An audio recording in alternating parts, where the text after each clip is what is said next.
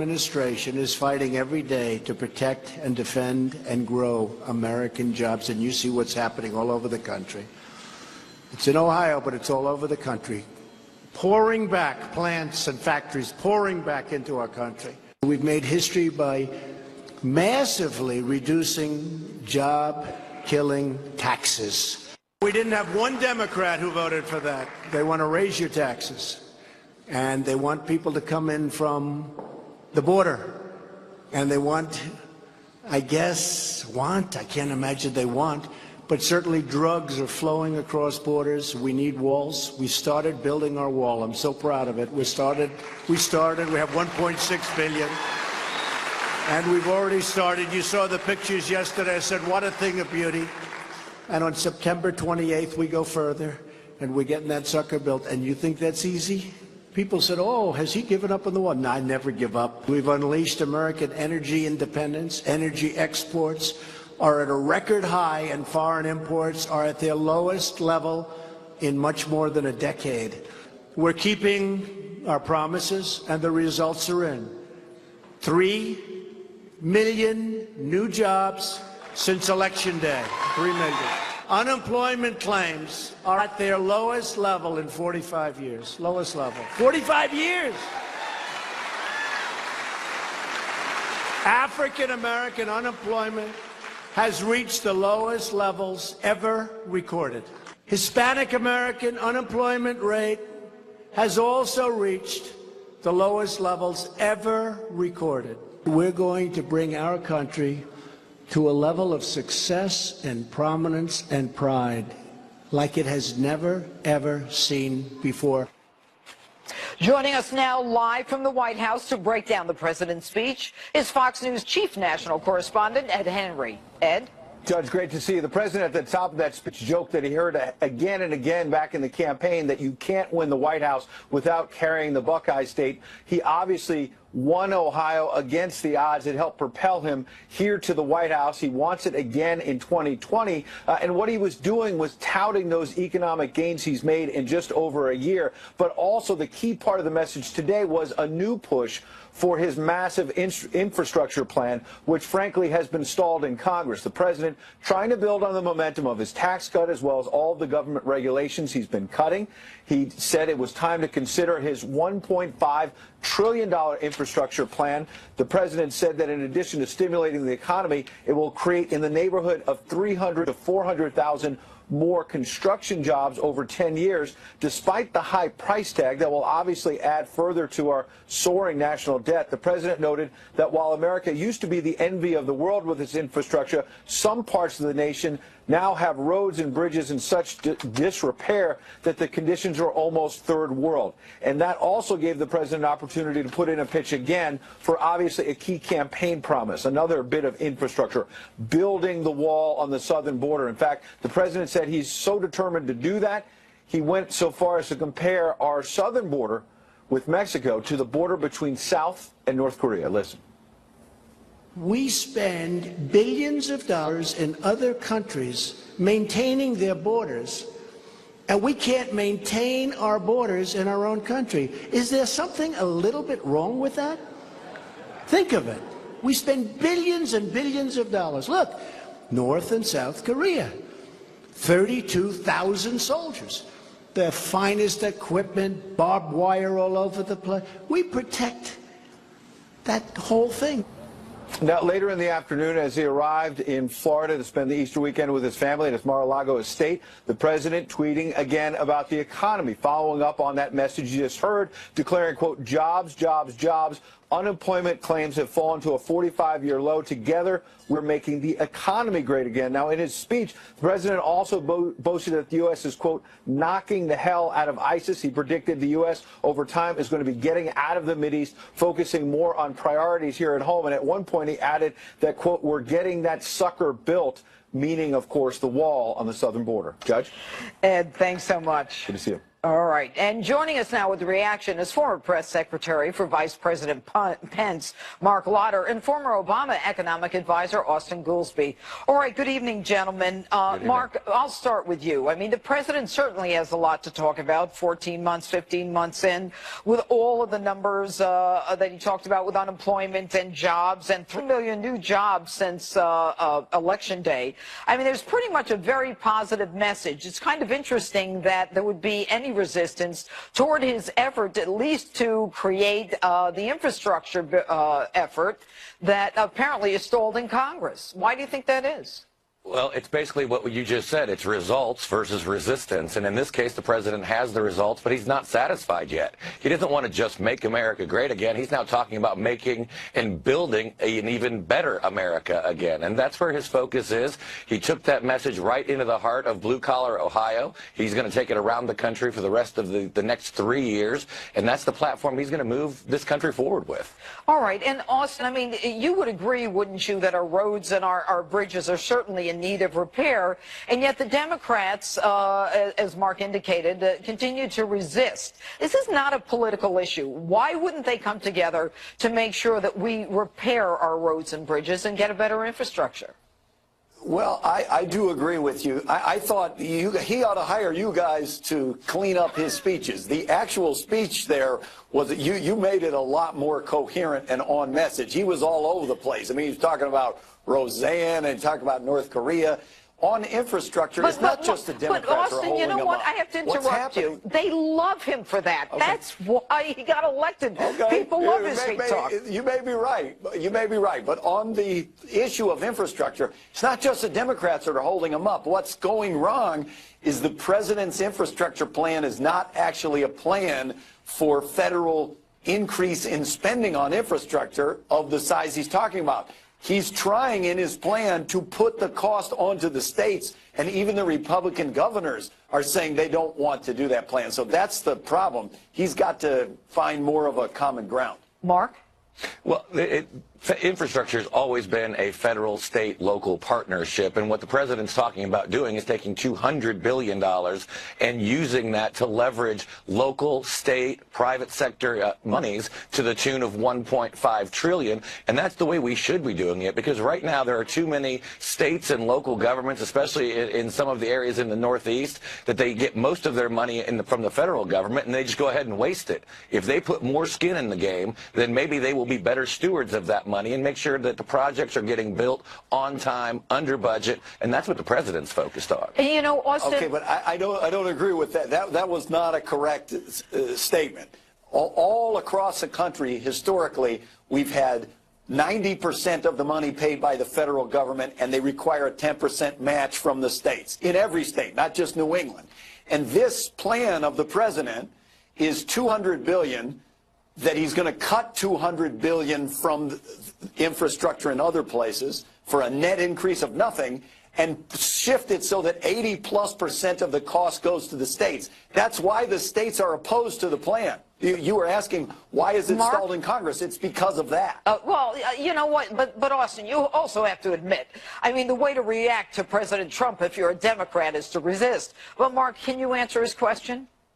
Well, no, he's absolutely right. It's always been a federal split. But what I'm saying is because so much of that money comes from the federal government, it is often wasted. When you put more local state skin in the game, which is what the president is calling on, in addition to putting private sector money in, you know it will be better managed because it's their money, their limited resources that they're going to have to better look out for and make sure they're delivering projects that have the greatest impact to their taxpayers, to their economy.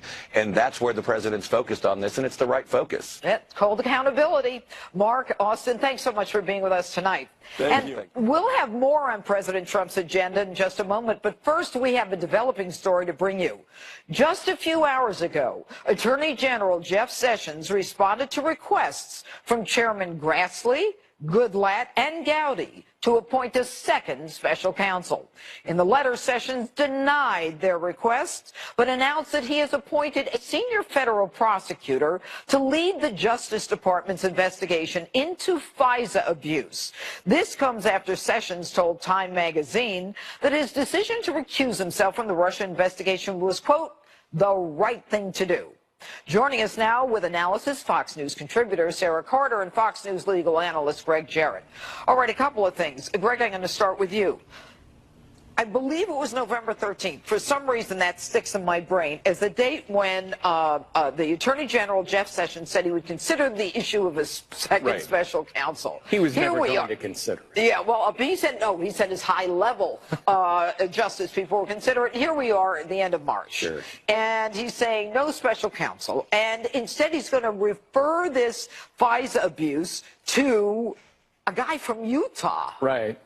John Huber is his name, originally an Obama appointee. I suspect this was all engineered by Rod Rosenstein, who is an Obama-Clinton acolyte, pals with Barbara Mikulski, the most liberal, now former senator on Capitol Hill. You know, Sessions doesn't even realize that he is being manipulated and exploited. This is a guy who spent most of his career on Capitol Hill as a senator doing nothing. And suddenly he's in charge of the Department of Justice and the FBI, and he's way over his head. So he relies on people like Rosenstein. But why Utah? I mean, plus, yeah, exactly. How do you get, if what we're looking at are problems created by the Department of Justice and the FBI by, proffering an unverified dossier to a FISA court, Sarah Carter, doesn't it make sense that these should be the last people to investigate this issue? Well, I understand that argument, and I did contact people within the Department of Justice and other sources of mine who know Mr. John Huber, who is the U.S. Attorney in Utah. And one of the things that was mentioned here is the fact that he has not stopped from appointing a special counsel. That was reiterated to me over and over again. Mr. Huber has been working on this case, Judge Janine, since the fall. So he has been on this since the fall. I have also been told that the Inspector General, Michael Horowitz, has already made criminal referrals. So this doesn't mean that nothing's going to happen. I understand there's a lot of concern, especially among congressional members who've asked for this. It doesn't also mean that the Attorney General, Jeff Sessions, won't call for a special counsel after Michael Horowitz's report is made open to the public. Sarah, you didn't see us, but both Greg and I looked at each other when you said, with all due respect, it doesn't mean the Attorney General won't call for a special counsel. Go ahead, Greg. I'll be dead and gone by the time this special counsel Sessions gets around to it. Here's the problem. Even with Huber, based out in Utah. Hey, and by the way, I don't know Huber, and I mean no disrespect to him. I am sure he's a fabulous federal prosecutor. Let's just put that on the table. But in the past, he investigated national security issues and criminal issues. Oh, that's great. So how many United States attorneys are there? Yeah. You know, here's the problem. He's a part of the Department of Justice. So you still have cops investigating cops. The whole point of a special counsel, and the law says you have to bring somebody from outside the Department of Justice. Huber is inside the Department of Justice.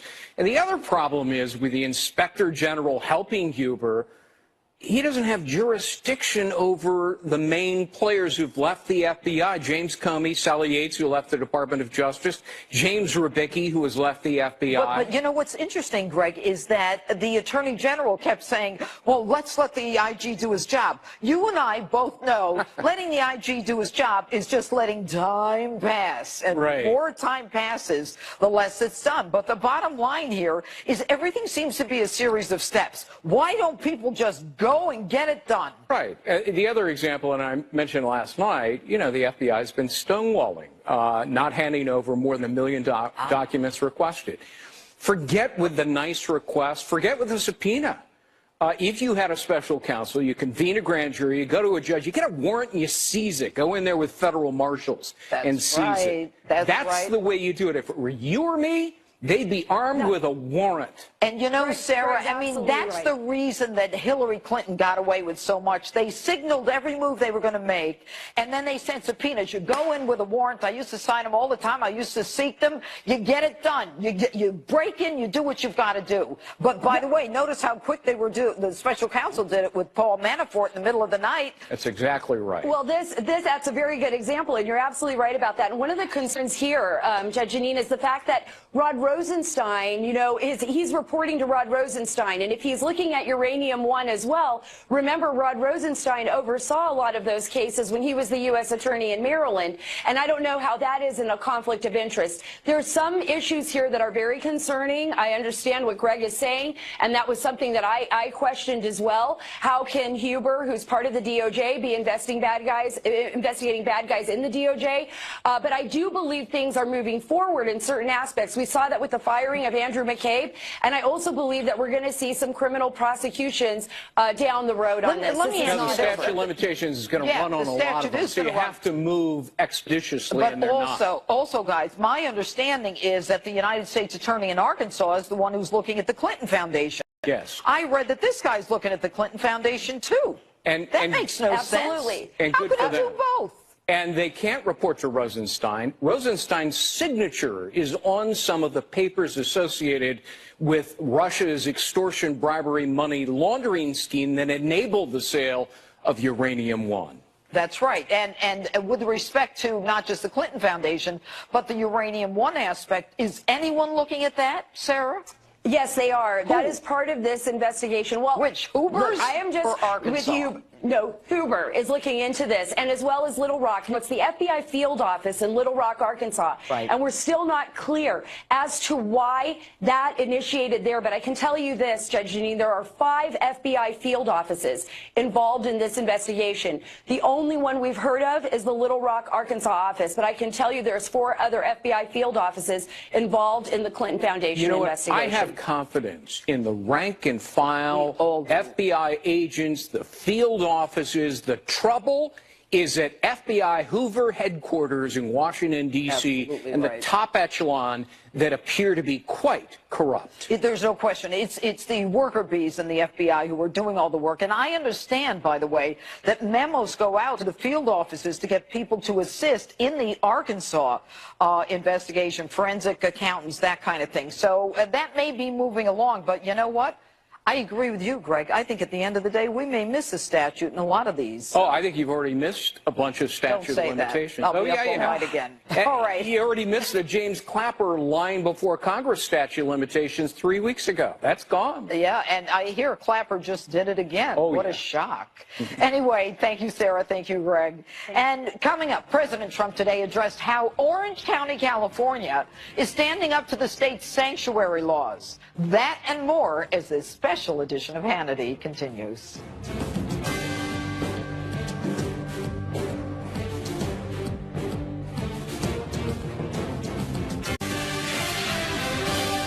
Need walls. We started building our wall. I'm so proud of it. We started. We have 1.6 billion.